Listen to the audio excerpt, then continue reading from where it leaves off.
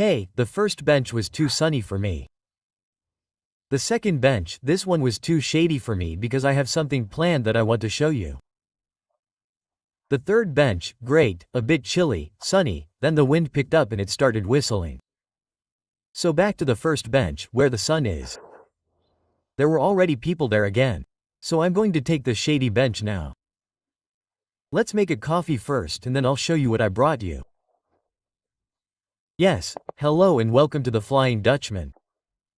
It's not easy being a YouTuber.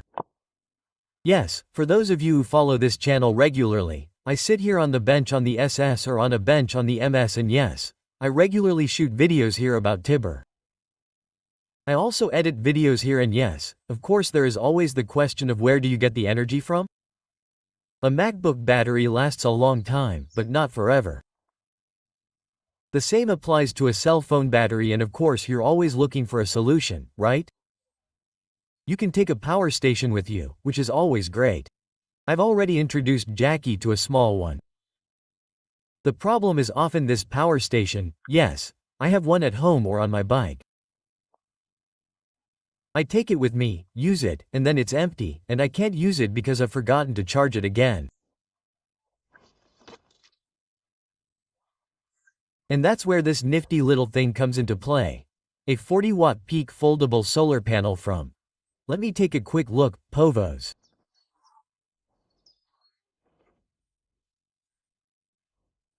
So yes, this company, however you want to pronounce it, contacted me and said, "Hey, Jens, wouldn't it be interesting to test one of these things?" And yes, I'd like to do that with you. Yes, but only after coffee. I can see that the sun is slowly coming around, so hopefully I'll have a bit of sun and can show you what else this thing can do besides the 40 watts, because I think it has a few really nice gimmicks. Yes, now you're probably wondering, oh Jens, 40-watt PV panels, there are always those. They all have a connection like that with which you can charge a power bank or a power station. There's a USB port and a USB-C port. Some have power delivery up to 15 or 20 volts, depending on what you have in front of you. What makes this thing so special? Well, I also got a panel from Jackery, but it only works with the Jackery battery.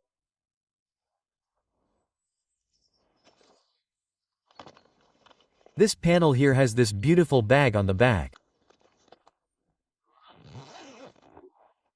I know that's debatable and you can leave a lot of cable crap in there.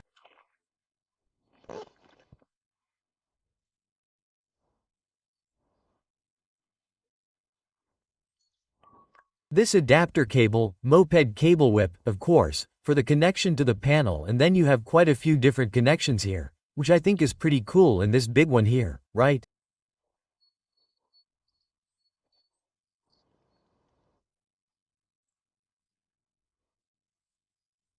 It's the same as the Jackery connections or the Jackery power stations, by the way. So that works with it too. You need a USB adapter and then a USB-C adapter, at least with the small Explorer 240, which I have with me right now. I'll show you in the sun. I'm going to change places again in a minute. Well, I just wanted to briefly explain this special feature to you. Then there's something smaller here that you can use to charge things. Then there's another one here, I think it must even be a plug, with which you can almost charge a Lenovo notebook. They all have some kind of name. You have to go to the MHPOWOS website and look closely at what they're called. But that's really cool. Then we have an Anderson plug here. I think that's really cool because I can charge my really old SUAS 500 power station with it.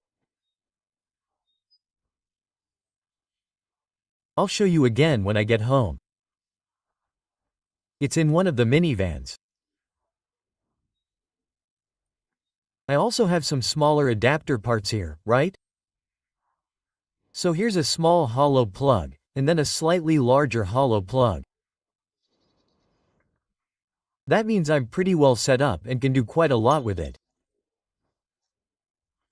And what shouldn't be missing, of course, is a classic XT60 plug. It fits, for example, on Allpowers power stations. So, we're going to take a look in the sun to see what power this panel produces. Maybe also in comparison to the Jackery panel. We'll look at what power the USB port produces. And yes, let's see what the whole thing is submerged in. We'll do that in the sun as well. Then you can take another look at the panel. By the way, it's IP65 splash-proof and even waterproof. I'll write down below what IP65 exactly means. It's pretty well protected against environmental influences, which is definitely a positive. And we'll carry on in the sun once I've made my coffee. Because there's too much shade here. Usually in the summer, the sun is a bit higher and I suddenly have more light or more sun. But there's too much shade here to test a solar panel and show you what it can do. Too bad.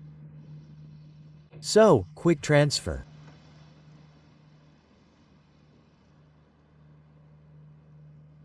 Hopefully no one's sitting there, so we'll just do it at home.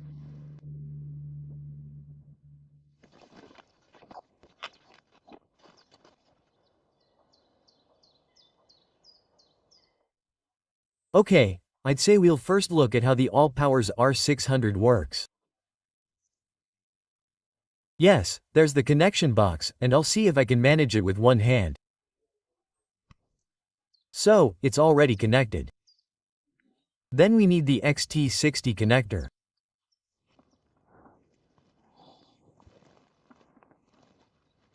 There we have it.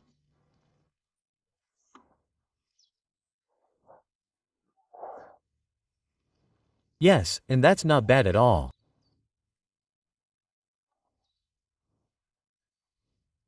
Let's see if I can seal this off. This little panel has 41 watts. I'm not even optimally aligned with the sun yet. That's not so bad anymore, I'd say. Look, one of them is still working. Ah, that's reflecting like a silly sign. 42 watts go in here. Of course, that's for this power station with 299 watt-hours. Yes, of course it takes quite a while until it's fully charged, but for recharging, this isn't so bad after all, I think. Yes, now let's see what happens here if I close the panel like this, shall we? So, if I have partial shading and I'm curious to see what happens here. Oh, but it's still got 33 watts, which isn't so bad, I think. I hadn't expected that. Okay, so the panel can handle a little partial shading. Then it would be interesting to see what happens here if I get half partial shading.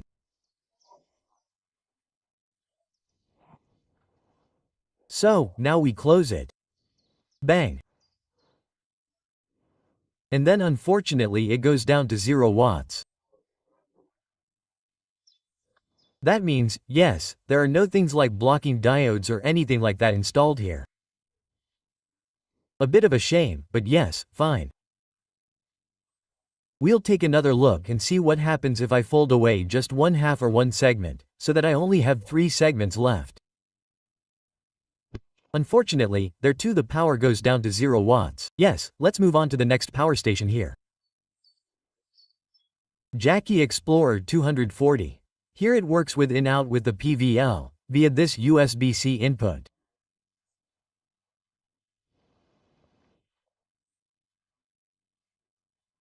Luckily, MHPO has included a USB-C to USB cable here, including a small, I think it's a lightning adapter, right?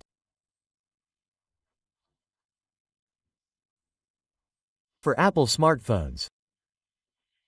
That means I can also charge my smartphone directly with the panel. Unfortunately, I'm filming with my smartphone at the moment, Otherwise I could show you, but I've already tried it. So, USB-C is in there. The thing also has a USB port here, so we can see how much power is coming in here and what the voltage is, right?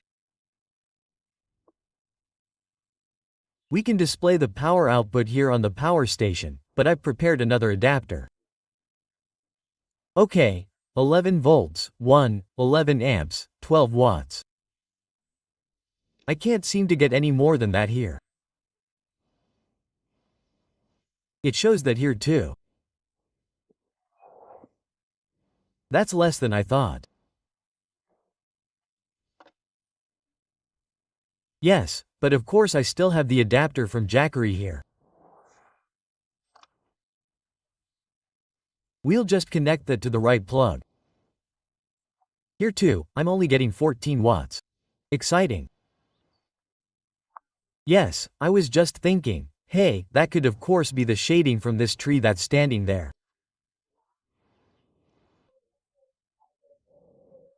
But when I look, I can see I'm getting 36 watts in here. And then let's try it again directly with USB-C.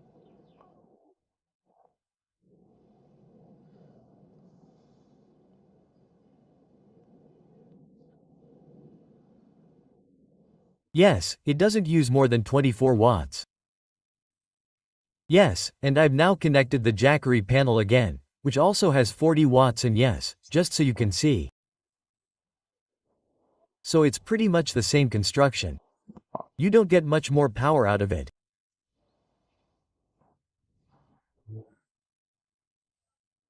So, I've now turned off the DC USB here on the Jackery and on the Jackery box and, yes, plugged it in directly, yes, with the MHPOWOS panel.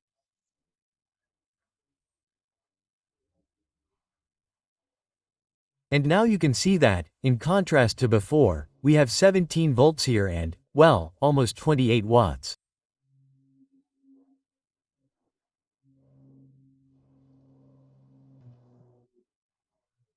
So that means the MHPO panel here is delivering a decent amount of power, maybe even a little bit better than Jackery's. So, I've turned everything off again. Put the plug back in here and see what we get now.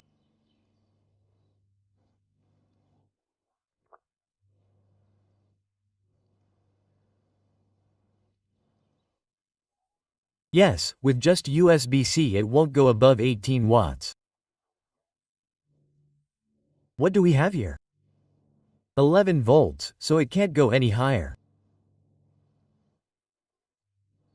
18 watts, look, actually. Yes.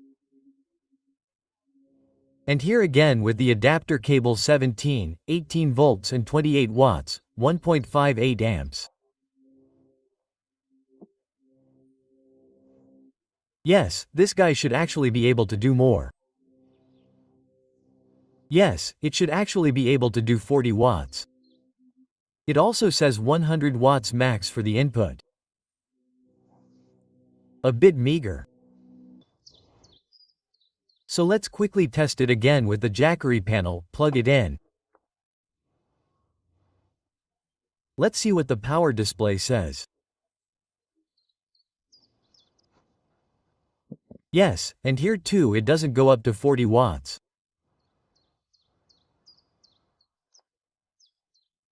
$27.25. Another look at the display on the test device.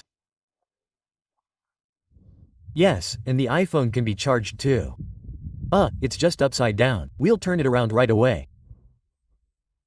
Then it's 5.147 volts, 2 amperes and 12 watts.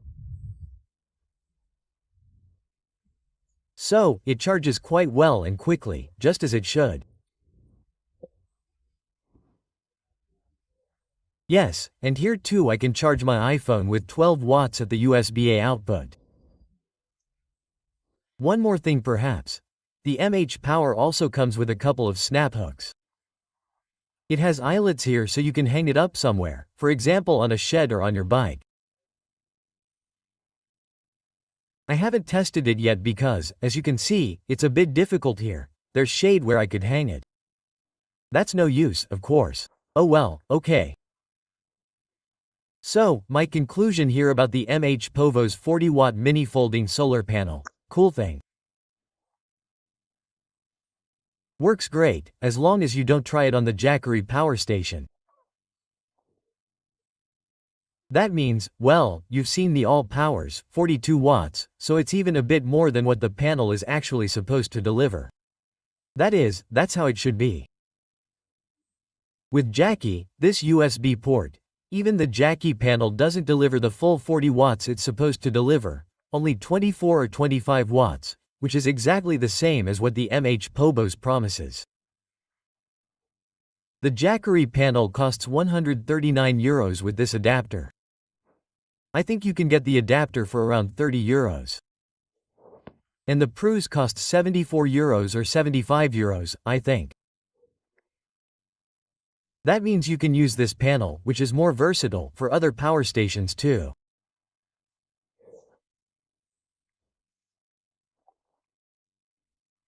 And you also get these adapters included.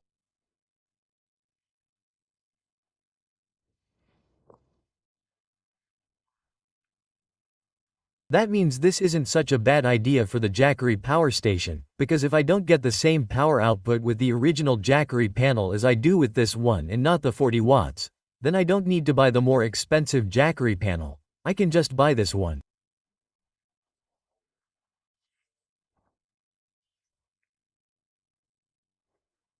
It's also perfect for directly charging smartphones, power banks, for example, or any other batteries that you want to charge for cameras and the like. That works really well with this one, too. You just saw that, right? There are voltages of 59 and 15 volts here, both on USB-A and USB-C. Unfortunately, it can't handle 20 volts for charging a MacBook. That's a bit of a shame, and I would be happy if there was a slightly larger version, but yeah, fine. Okay. What I also find a bit of a shame with this panel is the shading problem. As soon as I shade a panel, the panel here goes to 0 watts. Why do I find that a shame? I'll show you briefly, and just like the Jackery panel, the MHPO is just too long for my Yaw Bullet cargo bike for the charging area, because it's cool that you can charge on the go.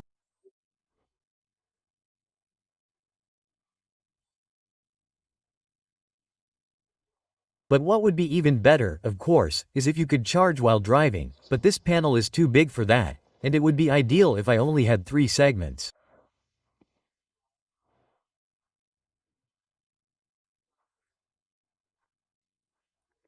That means I would need a 60-watt panel, and it would be even better if it were double-sided. Then I would have a kind of cover, a kind of guy wire for my bullet and could charge while driving. It would be best, of course, if I had 6 panels here, that they were really only connected in parallel so that problems with shading don't play such a huge role. Maybe one with diodes or blocking diodes between the panels. I don't know how much voltage the individual panels generate. Yes, of course it could be that that isn't enough. I have to let a ship whiz past again for a bit. It will be a bit loud, though. I'm just before the lock.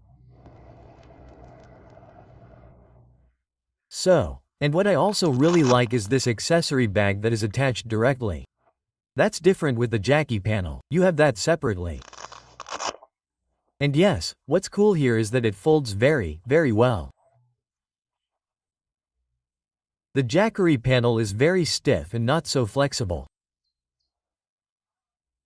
That means, if I set up this panel here, it will definitely always work. Even when it's cold. It doesn't work with the Jackery panel because if it's cold there, it stays there and I can hardly set it up because it automatically collapses again. This is much better. Yes, what I also think is good is that before you buy, you get a display on the MHPOWOS website showing which power stations are compatible with the panel.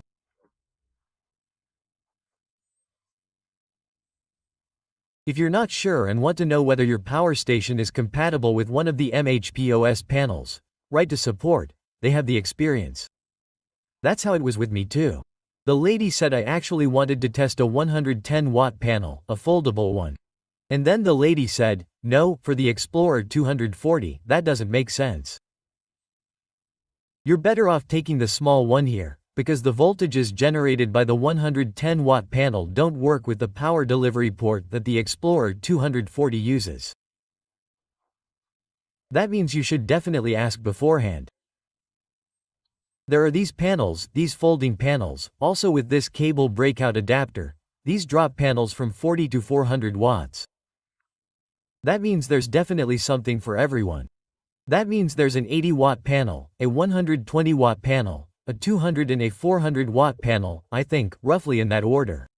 And there's this cable breakout and everything. That means even if you have a larger power station where you need a bit more power, right? Even the small R600 from Allpowers can charge with 220 watts. That means you could, for example, use a 220-watt panel and it would charge quicker, or an 80-watt panel, for example. You always have to look at it, right? When you're on the move, you can stow it away, is the weight right, but the 80-watt panel is just as foldable as this 40-watt version and it works quite well, right? As I was just saying, you can't charge while driving, which means you have to charge during breaks, and that's when it's good to have a power station with you. So you can use something like an 80-watt panel, because you don't take a break all day and want to wait until the battery is recharged. It's best to do it on the move. And of course, the higher the output of the PV panel, the better, because then the break in the sun is shorter and you can do more, for example, exercise or ride your bike, depending on what you need. Yes, if you're interested in this panel, I've at least linked the panel here and also the MHPOWOS shop. Feel free to take a look there, even if you need a larger panel. These are all affiliate links. That means, well, if you like the video and would like to send me a small thank you note, I get a small percentage of the sale and you also get a discount code, which you can find down here in the video description. Finally, I have to say, today's review did a great job of illustrating the pitfalls you have to expect when working with panels like this, right? That means it doesn't necessarily have to be the panel's fault if there isn't enough power coming out of it. It could also be the fault of the power stations or the end device. Why isn't enough power getting from the panel to the device being charged? I thought that was a bit of a shame. It threw me off a bit. I had already tested the panel with the Jackery Explorer. When there was less light, around 5:30 in the evening or so, there was 22 or 23 watts and I thought, great. But if it's like it is now, good sun, then it will work well with the Jackery too. Unfortunately, if it doesn't have more than 25 or 30 watts, I can't get any more out of the Jackery panel.